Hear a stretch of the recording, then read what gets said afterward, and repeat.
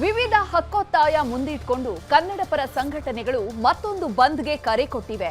ಹಾಗಾದ್ರೆ ಹೇಗಿರಲಿದೆ ಬಂದ್ ವಾತಾವರಣ? ಯಾರೆಲ್ಲ ಬೆಂಬಲವನ್ನ ನೀಡಿದ್ದಾರೆ, ಯಾರೆಲ್ಲ ಬಂದ್ ಬೇಡ ಅಂತಿದ್ದಾರೆ? ಇಲ್ಲಿದೆ ನೋಡಿ ಕಂಪ್ಲೀಟ್ ರಿಪೋರ್ಟ್.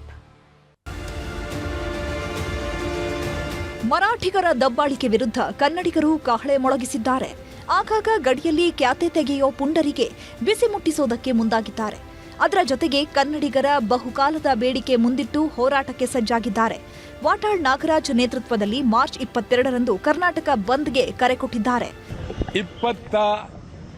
22ನೇ ತಾರೀಕು ಸಮಗ್ರ ಕನ್ನಡಿಗರಿಗಾಗಿ, ಕನ್ನಡಕ್ಕಾಗಿ, ಕರ್ನಾಟಕಕ್ಕಾಗಿ ಕರ್ನಾಟಕ ಬಂದ್. ನೀವು ನಮಗೆ ಸಂಪೂರ್ಣ ಬೆಂಬಲ ಕೊಡಬೇಕು. ಕರ್ನಾಟಕ ಬಂದ್ಗೆ ಪರ ವಿರೋಧ ಶುರುವಾಗಿದೆ. ಕೆಲವರು ಬೆಂಬಲ ಕೊಟ್ರೆ ಇನ್ನು ಕೆಲವರು ಬೆಂಬಲ ಕೊಡಲ್ಲ ಅಂತ ಸ್ಪಷ್ಟಪಡಿಸಿದ್ದಾರೆ. ಹಾಗಾದ್ರೆ ಯಾರ್ಯಾರು ಬೆಂಬಲ ಕೊಡ್ತಿದ್ದಾರೆ ಅನ್ನೋದನ್ನ ನೋಡೋದಾದ್ರೆ, ಕನ್ನಡ ಪರ ಸಂಘಟನೆಗಳ ಒಕ್ಕೂಟ, ಕರವೇ ಪ್ರವೀಣ್ ಶೆಟ್ಟಿ ಬಣ, Ola Uber taxi association, APMC ಕಾರ್ಮಿಕರ ಸಂಘ, Karnataka Karmika Parishat, airport taxi association, doctor Vishnu ಅಭಿಮಾನಿ ಬಳಗ, ಕರ್ನಾಟಕ ರಾಜ್ಯ ಖಾಸಗಿ ಸಾರಿಗೆ ಒಕ್ಕೂಟ, ಬೆಂಗಳೂರು ಆಟೋ ಸೇನೆ. ಸರ್, ನಮ್ಮ ಕಡೆಯಿಂದ ಸಂಪೂರ್ಣ ಬೆಂಬಲ ಇದೆ. ನಾಡು ನುಡಿ ಜಲ ಅಂತ ಬಂದ್ರೆ ನಾವು ಯಾರೇ ಬಂದು ಕರೆ ಕೊಟ್ಟರು ನಮ್ಮ ಬೆಂಬಲ ಸಂಪೂರ್ಣ ಇದೆ. ಏನು ಕನ್ನಡ ನೆಲ ಜಲ ಭಾಷೆ ಅಂತ ವಿಚಾರ ಬಂದಾಗ ಆಟೋ ಚಾಲಕರು ಎತ್ತಿದ ಕೈ. ಹಾಗಾಗಿ ಇದಕ್ಕೊಂದಕ್ಕೆ ನಾವು ಖಂಡಿತವಾಗಿ ಕರ್ನಾಟಕ ಬಂದ್ಗೆ ಬೆಂಬಲ ಕೊಡ್ತಾ ಇದ್ದೀವಿ. ಕನ್ನಡದ ಒಂದು ಸ್ವಾಭಿಮಾನವನ್ನ ನಾವು ಗಣನೆಗೆ ತೆಗೆದುಕೊಂಡು ಅವರಿಗೆ ಬೆಂಬಲವನ್ನ ಪೂರ್ಣ ಪ್ರಮಾಣದಲ್ಲಿ ಕೊಡ್ಲಿಕ್ಕಾಗದೇ ಇದ್ರು ಕೂಡ ನಮ್ಮ ಶಕ್ತಿಗೆ ಮೀರಿ ಕೊಡುವಂತ ಪ್ರಯತ್ನವನ್ನ ನಾವು ಬರ್ತೀವಿ ಅಂತ ಹೇಳಲಿಕ್ಕೆ ಇಷ್ಟಪಡ್ತೀವಿ.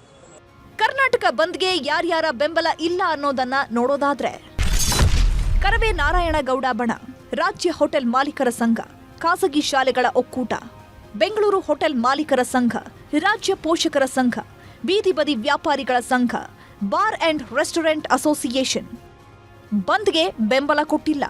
ಅಖಂಡ ಕರ್ನಾಟಕ ಬಂದ್ಗೆ ರಾಜ್ಯ ಪೋಷಕರ ಸಂಘಟನೆಯ ಬೆಂಬಲ ಇಲ್ಲ. ಯಾಕೆ ಅಂತ ಹೇಳಿದ್ರೆ, ಅವತ್ತು ಸುಮಾರು 40 ಲಕ್ಷ ವಿದ್ಯಾರ್ಥಿಗಳು 4, 5, 6 ಮತ್ತು 7ನೇ ತರಗತಿಯ ಪರೀಕ್ಷೆಗಳನ್ನು ಮಧ್ಯಾಹ್ನ 2ರಿಂದ 4 ಗಂಟೆವರೆಗೆ ಬರೀತಾ ಇದ್ದಾರೆ. ಪರೀಕ್ಷೆಯ ಸಂದರ್ಭ ಮಕ್ಕಳ ಹಿತದೃಷ್ಟಿಯಲ್ಲಿ, ಅದರಲ್ಲೂ 1ನೇ ತರಗತಿಯಿಂದ 10ನೇ ತರಗತಿ ತನಕ ಪರೀಕ್ಷೆ ಈಗಾಗಲೇ ನಿಗದಿ ಆಗಿದೆ.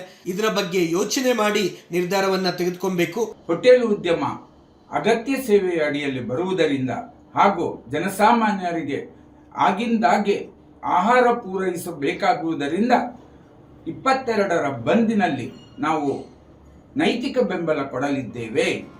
ಇನ್ನು ಬಂದ್ ದಿನವೇ ಶಾಲಾ ಮಕ್ಕಳಿಗೆ ಪರೀಕ್ಷೆಗಳು ನಡೀತಾ ಇದ್ದು, ಖಾಸಗಿ ಶಾಲೆಗಳ ಒಕ್ಕೂಟ ಬಂದ್ಗೆ ಬೆಂಬಲ ನೀಡಿಲ್ಲ. ಅಲ್ಲದೆ ಪೋಷಕರು ಕೂಡ ಮಕ್ಕಳ ಭವಿಷ್ಯದ ಹಿತದೃಷ್ಟಿಯಿಂದ ಬಂದ್ ದಿನಾಂಕ ಬದಲಿಸುವಂತೆ ಕೇಳಿಕೊಂಡಿದ್ದಾರೆ. ಎಂದಿನಂತೆ ಆರೋಗ್ಯ ಸೇವೆ, ಸರ್ಕಾರಿ ಸೇವೆಗಳು, ಅಗತ್ಯ ಸೇವೆಗಳು ದೊರೆಯಲಿದೆ.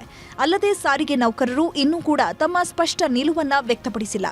ಹೀಗಾಗಿ ಕರ್ನಾಟಕ ಬಂದ್ಗೆ 50-50 ಬೆಂಬಲವಷ್ಟೇ ಈವರೆಗೆ ಸಿಕ್ಕಿದೆ. ಬೆಂಗಳೂರಿನಿಂದ ಕ್ಯಾಮರಾ ಪರ್ಸನ್ ಯೋಗೇಶ್ವರ ಜೊತೆ ಆಶಿಕ್ ಮುಲ್ಕಿ, ನ್ಯೂಸ್.